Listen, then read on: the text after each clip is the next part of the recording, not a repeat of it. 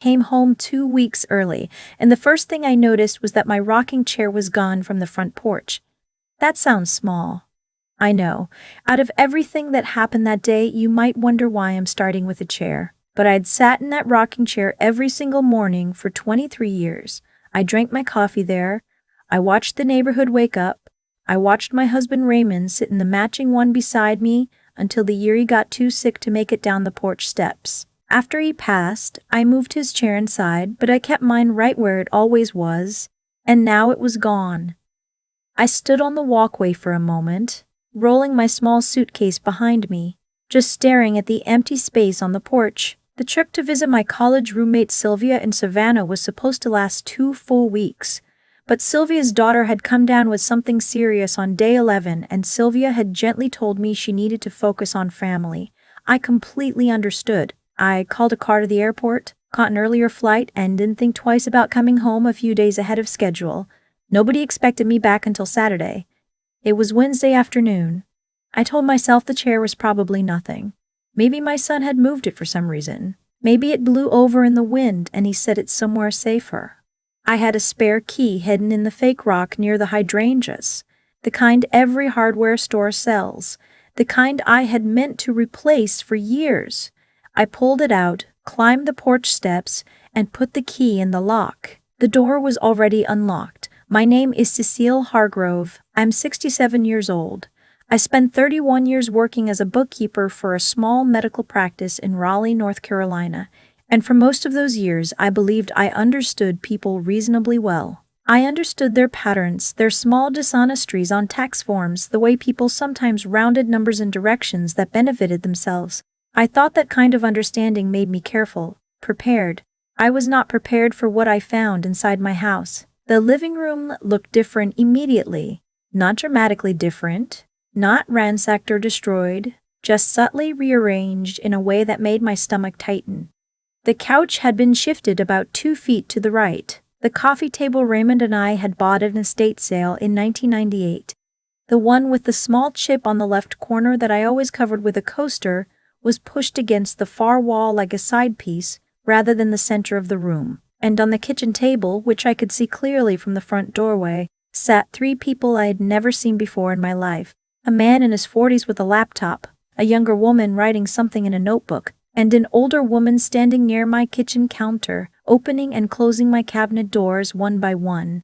All 3 of them looked up when I walked in. The older woman spoke first. She smiled quickly, the kind of smile people produce when they need a second to think. "Oh," she said. "Hello there." I set my suitcase down. "Hello," I said slowly. "Who are you?" Before any of them could answer, footsteps came from the hallway. My daughter-in-law Sandra appeared, and the moment she saw me, every bit of color left her face. "Mom." Her voice came out too high, too controlled. "You're back. Not you're home. You're back." Like I was a variable she hadn't accounted for. My son Derek appeared behind her a second later. He recovered faster than Sandra did. He crossed the room and hugged me, one of those brief shoulder squeeze hugs that are really more about managing a situation than expressing affection. "Mom, we weren't expecting you until the weekend," he said. "Sylvia's daughter got sick," I said. "I came home early." I looked past him toward the 3 strangers. Who are these people? Derek glanced at Sandra, and that single glance told me more than anything either of them said next. "They're from our church," Sandra said. "We were just having them come by to check on a few things around the house, make sure everything was running okay while you were gone." I looked at the man with the laptop. His screen was open to what looked like a spreadsheet. I looked at the woman with the notebook. She had stopped writing but hadn't closed it. I looked at the older woman by my cabinets. She had a measuring tape clipped to her belt. "What are they checking?" I asked. "Just general maintenance," Derek said. "You know how the roof was making that sound last spring." That was the first lie I caught him in, because the roof issue had been fixed 8 months ago. I had paid for it myself. I remembered writing the check. I didn't say that. Not yet. I was tired from the travel, and something in the way the room was arranged, the way those 3 people were watching me from a careful distance, made me want to take a breath before I spoke. "I'd like to sit down," I said. "Of course."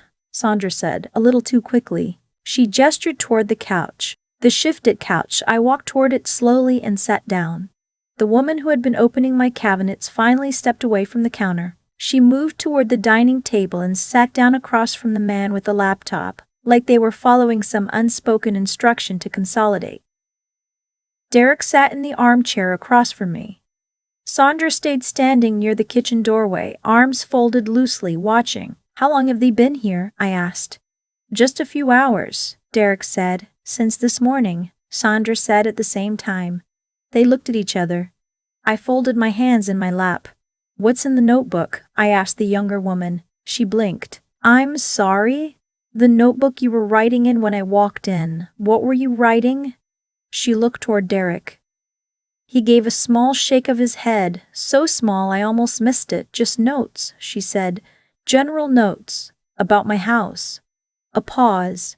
About the property, yes. There was that word. Property. Not your home. Not the house. The property. I had been a bookkeeper long enough to know that people choose their words carefully when money is involved, even when they're trying to seem casual. I stood back up. I'd like to use the restroom, I said. And then, I think you all should tell me what's actually going on here. I walked down the hallway toward the bathroom, but I didn't go in right away. I stood just inside the hallway, out of their sight line, and listened. Sandra's voice came in a sharp whisper. I told you we should have given her a heads up. Derek's answer was lower. We had more time. She wasn't supposed to be back. More time? For what? I waited another moment, then flushed the toilet from the outside without going in, ran the water briefly, and walked back to the living room. When I came back, the man with the laptop had closed it. The younger woman's notebook was now tucked inside her bag. The older woman by the cabinets had both hands clasped in front of her, the measuring tape still on her belt. Why don't we start over? I said, sitting back down. Tell me who these people are. Derek leaned forward. Mom, we were going to talk to you this weekend when you got back. I'm back now. Sandra sat down beside Derek. She was composed again, and I had always found her composure slightly unnerving. She had a way of presenting even uncomfortable things as practical, manageable, inevitable. Derek had always responded to that. He'd been a nervous child, and somewhere along the way he had found comfort in a wife who seemed certain about everything. We've been worried about you, Sandra said. Living out here alone. I looked around the room. I had lived in this house for 23 years. I knew every creak in the floorboards. I knew which window stuck in summer humidity and which drawer in the kitchen had a slight warp that made it harder to open in winter. I've been living here alone for 4 years, I said. Since your father-in-law passed. We know, Derek said, and that was fine when you were, more active. I walk 3 miles every morning, I said. But last spring, Sandra said gently, you had that episode. They meant the episode where I had gotten lightheaded in the garden and sat down in the grass for 20 minutes before feeling steady again. It had happened once. I had already talked to my doctor, who adjusted one of my blood pressure medications and said I was doing well. My doctor cleared me, I said. Sandra nodded as if she had expected that answer. We know, but we still worry. You're here by yourself. This house is big, and if something happened, what are these 3 people doing here? I said again, more slowly this time. What were they measuring? The older woman near the kitchen table spoke up then, unprompted. We were just doing a general assessment, she said pleasantly. Standard for properties in this area when families are thinking about transitions. Transitions. Derek said, Mom, we think it might be time to consider some options. A smaller place. Closer to us. You live in Charlotte, I said. I don't want to live in Charlotte. Or somewhere with more support available, Sandra said carefully. There are some really wonderful communities now, not like the old nursing homes, more like resort-style living. I looked at her. Then I looked at Derek. You want me to move into a senior living community, I said. Just to consider it, Derek said quickly. And this house? I asked. What happens to this house if I move? The room went quiet in a way that felt specific. Not uncomfortable quiet, in a way that felt specific. Not uncomfortable quiet, calculated quiet, like a pause that had been rehearsed. We would take care of it, Sandra said finally. There was that phrase, we would take care of it. I had been a bookkeeper for 31 years, and what I heard underneath those words was, we would control it. Take care of it. How? I asked. Derek shifted in his seat. We'd manage the property, make sure it's maintained, maybe rent it out for a while. Rent my house, just temporarily. I looked at the three strangers again, the man who had closed his laptop, the woman who had tucked away her notebook, the older woman with the measuring tape. What firm are you with? I asked her. She paused. We're affiliated with a property consultancy. Not a church, I said. She didn't answer. I stood up. I need some air, I stood up. I need some air, I said. I'm going to sit on my back porch. Derek started to rise. I'll come with you. I'd like a few minutes by myself, I said. I just traveled for 7 hours. Something in my tone must have settled it because he sat back down. I walked through the kitchen, past the cabinet doors that woman had been opening, and out through the back door onto the porch. I sat down in the lawn chair Raymond had picked out at a garage sale this summer before his diagnosis.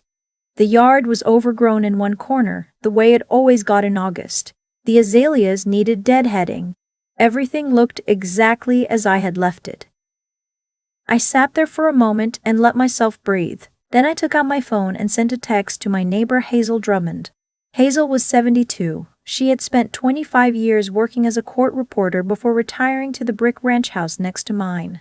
She was the sharpest person I knew, and she was also the person who had once told me, without fanfare, that if I ever had a situation I didn't understand, I should call her before I did anything else.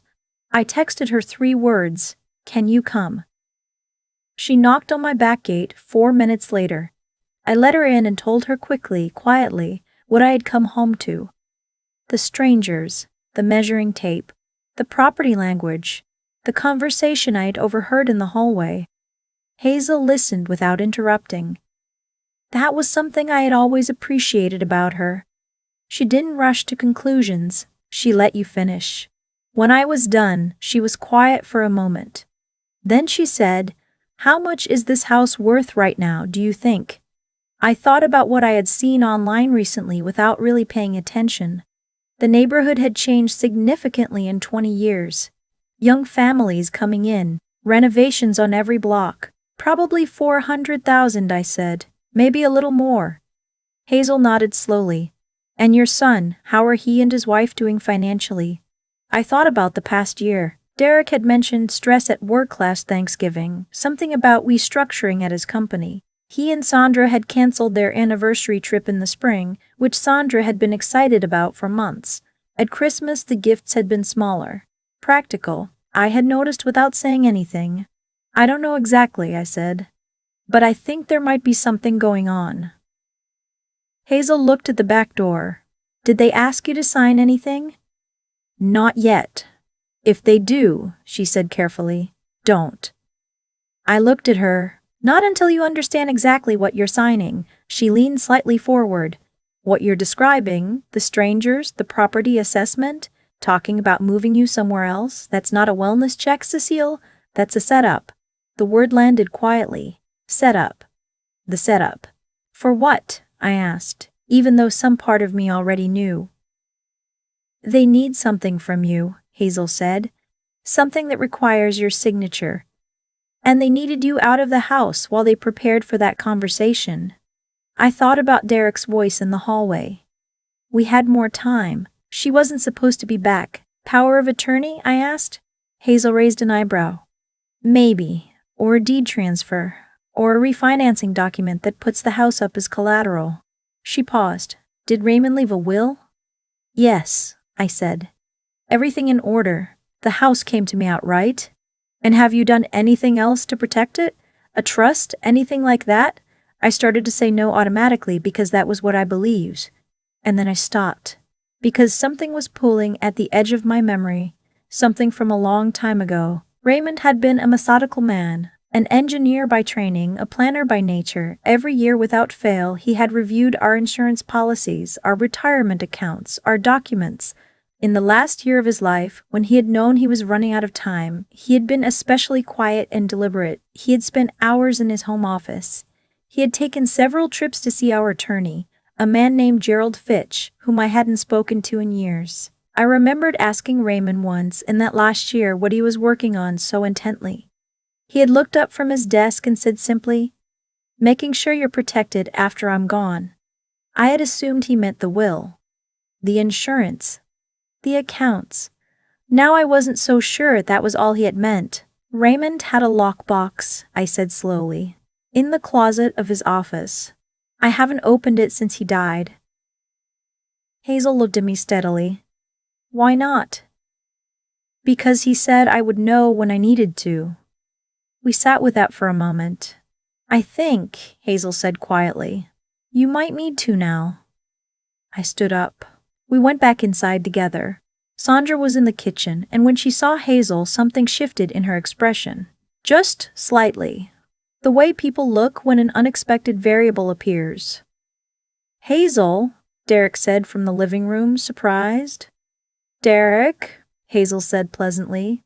"I saw Cecile's car in the driveway. Wanted to come say welcome home." She looked around the room at the three strangers who had not left. "My goodness, you have a full house." "We were just wrapping up," the man with the laptop said immediately. "Don't rush on my account," Hazel said, sitting down on the couch like she owned the room. I walked past them all down the hallway toward Raymond's office. The door was closed, the way I always kept it.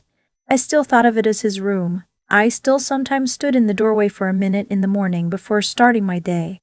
The way you do with things that are too full of someone to feel entirely empty. I went to the closet and pushed aside the hanging clothes. The lockbox was on the shelf at the back, exactly where it had always been. Gray metal, the combination lock I had watched Raymond open 100 times. His birthday, our anniversary, our son's birthday strung together into 6 digits. I dialed it out and the lid released. Inside was a stack of documents held together with a large binder clip, and underneath them a sealed envelope with my name written in Raymond's handwriting. My hands were steadier than I expected. I picked up the envelope first. When I walked back into the living room, Sandra saw the envelope and went very still. That told me enough. I didn't open it yet. I sat down in the armchair across from where Derek and Sandra were sitting together on the couch, and I looked at them both. "I want to ask you something," I said, "and I want the truth." Derek's jaw was tense, but he nodded. "Are you in financial trouble?" Sandra looked at Derek. Derek looked at his hands. "It's been a hard year," he said finally. "How hard?" A pause. The three strangers were still present, and for a moment, I wondered if anyone was going to ask them to step out. Nobody did. "Derek," I said quietly. "How much?" he exhaled. "We're behind on the second mortgage." I hadn't known they had a second mortgage. Since when? Since the business restructuring. He looked up. "My position was eliminated in March. I've been consulting, but it hasn't replaced the income." I sat with that. March was 5 months ago. He hadn't told me. "And you thought the solution," I said slowly, "was to move me into assisted living and use this house." "Not use it," Sandra said quickly. "We would manage it for you. It would still be yours." "In what sense?" She hesitated. "Would I be making the decisions?" I asked. "Would I control what happens to it?" Neither of them answered. I looked at the strangers. "What exactly were you here to assess?" The older woman answered this time, and she answered honestly, perhaps because Hazel was sitting 3 feet away watching everything with the patience of someone who had once transcribed courtroom testimony for a living. "We were assessing the property's condition, its rental value, and the most efficient way to convert the equity if needed," she said. "Convert the equity." The phrase had the sterile efficiency of someone describing a financial transaction rather than a family home. "Were you planning to rent it or sell it?" I asked. The woman glanced at Sandra. Sandra looked at Derek. Derek stared at the floor. "We were keeping options open," Sandra said. "Options," I said. "Did you plan to tell me those options existed?" "Of course," Sandra said. "This weekend when you were back, when I was settled, rested, maybe still a little disoriented from travel," I said. "When you thought I might be more agreeable." Sandra's composure finally cracked just a fraction. That's not fair. What would you have asked me to sign? I asked. A long silence. A property management agreement, Derek said quietly, and a limited power of attorney for financial decisions related to the house. Hazel spoke from the couch without looking up. Limited power of attorney for financial decisions related to the house can be written very broadly, she said conversationally. Depending on how it's drafted, it can give the holder authority to refinance, sell, or transfer assets. Ryan's apartment. I mean Derek's eyes. He looked at her sharply. We weren't going to do any of that. Weren't you keeping options open? Hazel said. The room went quiet again. I looked down at the envelope in my hands. Raymond's handwriting on the front. In the dark ink he always used. The letters careful and even. He had been so precise about everything. Even in his last months, even when he was exhausted, he had been precise. I opened it. The letter inside was dated 3 years after we bought the house. He had written it long before he got sick. Long before any of this was imaginable. I read the first paragraph silently, then looked up. Raymond established a trust, I said. This house has been in a family trust since 2004. Sandra's face changed completely. Derek sat up straight. What? A trust, I repeated. With our attorney, Gerald Fitch. The house is held in the Hargrove family trust. No sale, no refinancing, no transfer of management can happen without the approval of the trustee. Derek stared at me. We didn't know about any trust. Raymond did, I said. He wrote me this letter explaining it. He said. I looked down at the paper again, at his handwriting, and felt something tighten in my chest the way it always did when I encountered the specific texture of his words. He said that if I ever felt pressure from any direction about this house, including family, I should call Gerald Fitch before doing anything else. Including family. He had thought of this. He had thought of exactly this. Sandra spoke first. There has to be a way around a trust. Hazel turned to look at her. Just looked at her. For the right attorney, Sandra continued, trusts can be challenged, especially if the grantor's intent can be questioned. Raymond's intent is written in this letter, I said. Still, Sandra said, if you were to sign a power of attorney, the trustee's authority could be no, I said. It was a short word. I hadn't raised my voice, but something in the room shifted when I said it. The way rooms shift when someone stops managing their tone and simply states a fact. Sandra, I said, no. She looked at me. For a moment the practiced pleasantness fell away completely, and what was underneath it was something I hadn't expected. Not malice exactly. Desperation. She was scared. She had been scared for months probably, and she had handled that fear by organizing and planning and setting things in motion, which was what she always did with problems. She had decided this was a problem that could be solved, and she had begun solving it before she had asked me whether I wanted to be part of the solution. Derek had his face in his hands. I watched my son for a moment. He was 52 years old, and he looked like a child caught in something too large for him. I had loved him so completely when he was young.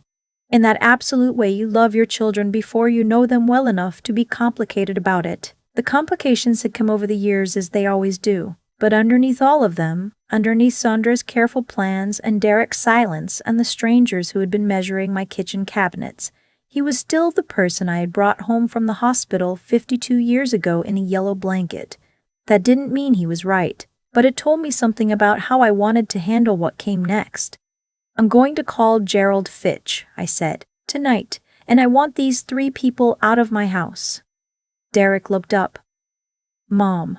I'm not angry, I said, which was not entirely true, but was true enough. But I need everyone who doesn't live here to leave, and I need some time with Hazel. The 3 strangers left without argument. I think they had understood for the last 20 minutes that things had not gone the way they were planned. Sandra gathered her bag. At the doorway, she stopped and turned back. Her expression was controlled again, but her eyes looked tired. We really were trying to find a solution, she said. To your problem, I said, using my house. She didn't argue. She left. Derek lingered in the doorway longer than she did. He looked like he wanted to say something, several things, and couldn't settle on any of them. I didn't know about the trust, he said finally. I know, I said. Your father was protecting you from ever having to make this choice. That landed somewhere in his expression that I couldn't quite read. We'll talk, I said, but not tonight. He nodded.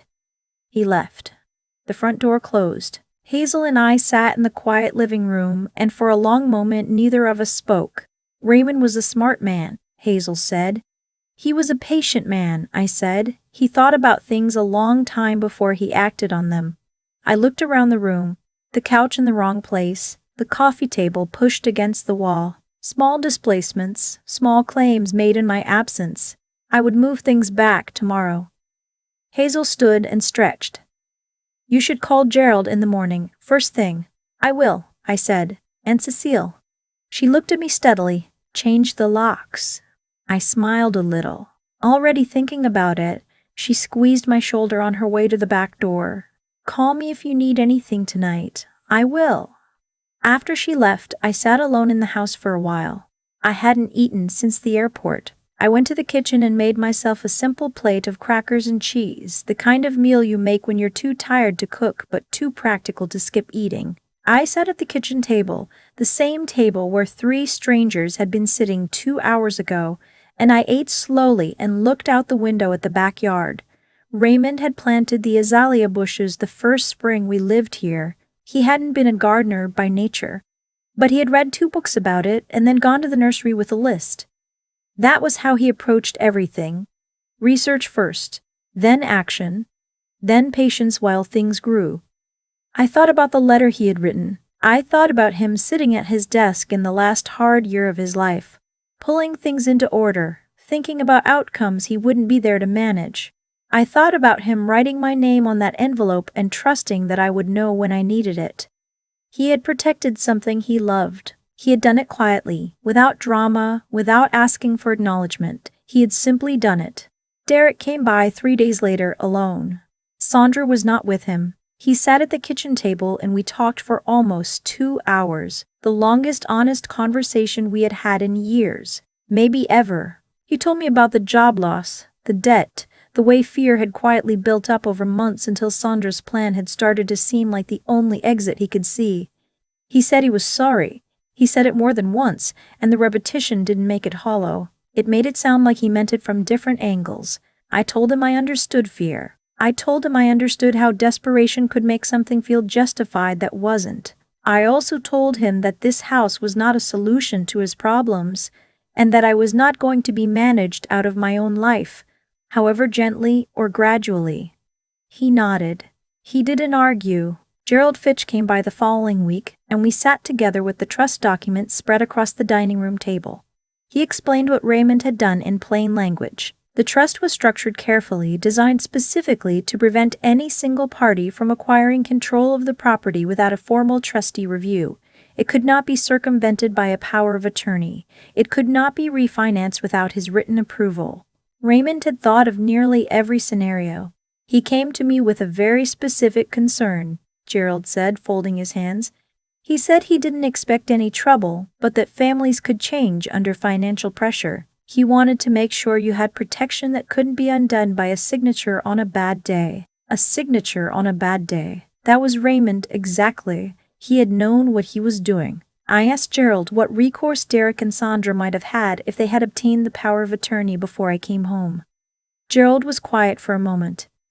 They could have tried to challenge the trust, he said carefully. It would have been difficult and expensive and ultimately unlikely to succeed, but it would have created a great deal of stress for you in the meantime. I thought about coming home Saturday instead of Wednesday. I thought about sitting down after a long trip and being walked through careful, gentle paperwork by 2 people I trusted. I thought about how easy it might have been to sign something before I fully understood what it was. I didn't say any of that. I just thanked Gerald and walked him out. Sandra called once, about a week after everything. The conversation was brief. She said she hoped we could move past it. I told her that moving past something required understanding it first, and that I wasn't sure we were there yet. She didn't argue. She said she hoped I was well. I said the same. Derek and I have continued talking. It is slow work, the kind of repair that doesn't announce itself in any single conversation but happens in accumulated small moments. He has started job searching in earnest. He and Sandra are in financial counseling. He calls on Sunday evenings the way he used to before all of this started, and we talk about ordinary things for a while before the harder ones surface. That too is a kind of progress. I moved my rocking chair back onto the front porch the day after everything happened. It had been in the garage, pushed into a corner, which told me something about how long the planning had been going on. I cleaned it off and set it back in its spot and drank my coffee there the next morning, watching the neighborhood wake up. The house was quiet around me in the way I like, the way it had been quiet when Raymond and I were both reading in separate rooms and didn't need to say anything to feel the presence of each other. A house holds its history in its walls, in the grooves worn into the floors, in the specific sounds the pipes make when the temperature changes. You cannot own that kind of thing away from someone. I had lived in this house for 23 years, and I intended to live in it for more. Raymond had made sure of that, and now so had I. If this story moved something in you, I want to hear from you. Tell me where you're watching from, and tell me this: has someone you love ever put their own fear ahead of your well-being? What did you do? How do you rebuild something like that? Leave it in the comments. Stories like this one matter because they're not as rare as we want to believe. And if you've been protecting yourself, or thinking about how to start, I hope what happened to me gives you something to hold on to. Take care of yourself. And take care of your home. Sometimes those are the same thing. I've thought about that Wednesday afternoon more times than I can count. Not obsessively, but the way you turn over a stone you almost stepped on, just to understand how close you came. What I keep coming back to is this: nothing that happened to me was dramatic in the way people imagine betrayal to be. There was no shouting, no one called me names. Derek didn't look like a villain when he sat in my living room. He looked like a frightened man who had run out of ideas. And Sandra didn't look cruel. She looked like someone who had decided that a problem existed and had set about solving it the way she always did, efficiently, quietly, and without asking the person most affected whether she wanted to be solved. That is the thing about pressure. It doesn't turn people into monsters. It turns them into smaller versions of themselves. It takes whatever was already weak and makes it weaker. Whatever was already self-serving and makes it more so. Derek had always needed someone to follow. He had followed Raymond when he was young, and then he'd followed Sandra, and when Sandra pointed toward my house as the exit from their fear, he had gone along because going along was the thing he knew how to do. I am not absolved of my own part in that. I had watched the signs for a year without asking direct questions. The canceled trip, the smaller Christmas, the stress he mentioned once and then never again. I had given him the silence he seemed to want. And in that silence, a plan had grown. What Hazel taught me without meaning to, just by showing up and sitting down and asking the right questions, was that clarity is an act.